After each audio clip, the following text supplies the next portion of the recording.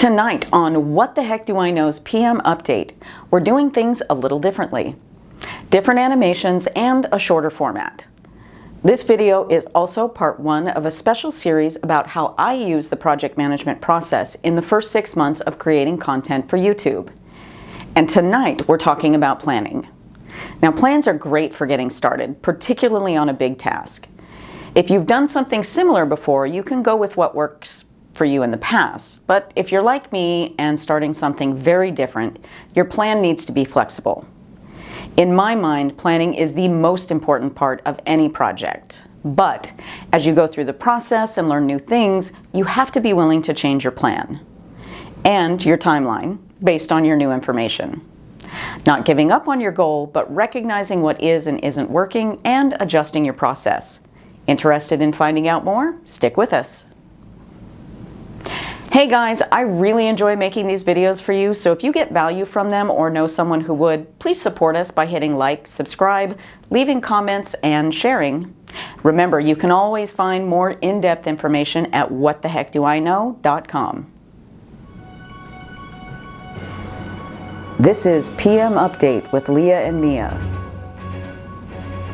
And now your host, Leah. Welcome back to PM Update. I'm Leah. Tonight I'm sharing my personal story after my first 6 months as a YouTube content creator. I've recently hit the milestone of 100 subscribers, and while I'm absolutely thrilled about hitting this target, when I started I had no idea it would take this long to do it. YouTube is a tough market to break into, and all sorts of successful creators have tips on how to get there. There are lots of videos titled things like how to get 1,000 subscribers really fast. And sometimes they even have a ridiculously short amount of time in the title, like doing it in 1 week. Now, some of their suggestions work for my brand idea and some didn't. I've not implemented all of them because some just aren't consistent with what I want this channel to be about or for my target audience. One thing I've noticed as I look back at these tips, though, is that there are a lot of faulty logic used on these videos. Firstly, the only people who do these videos are the people that are already successful. You don't see a lot of videos from people just starting out or who are a year into their channel and still struggling. Secondly, social media algorithms change often, and unless you're in the inner circle on their platform, you don't know how it's going to affect your channel. So what worked in 2020 might or might not work well in 2021.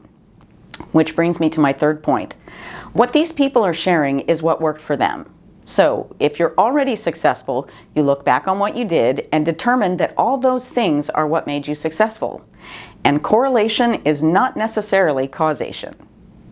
Also, what worked for them 2 years ago might not work for you today.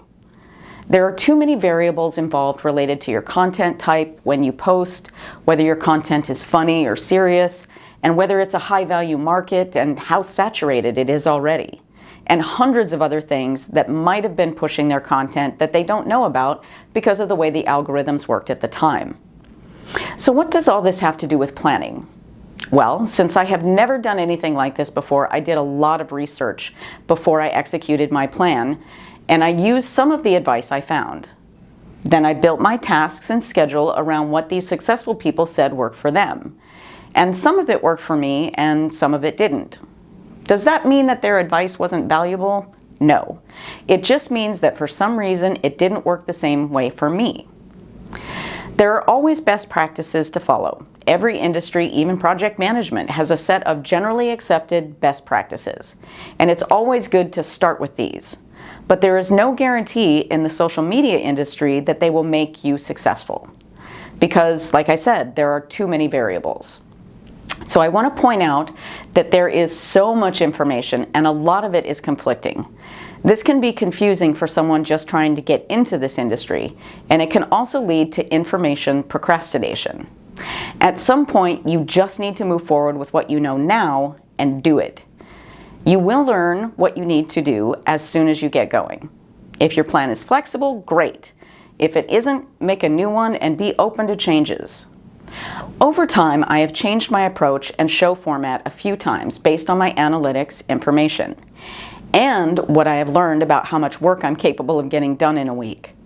I've reviewed, analyzed, changed, gotten frustrated when things didn't work, gotten excited when they did, and I've tried new things.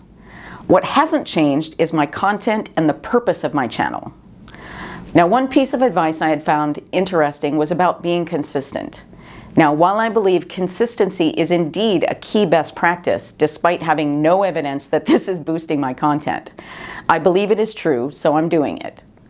The interesting part is that no one seems to agree on how often you should be consistent.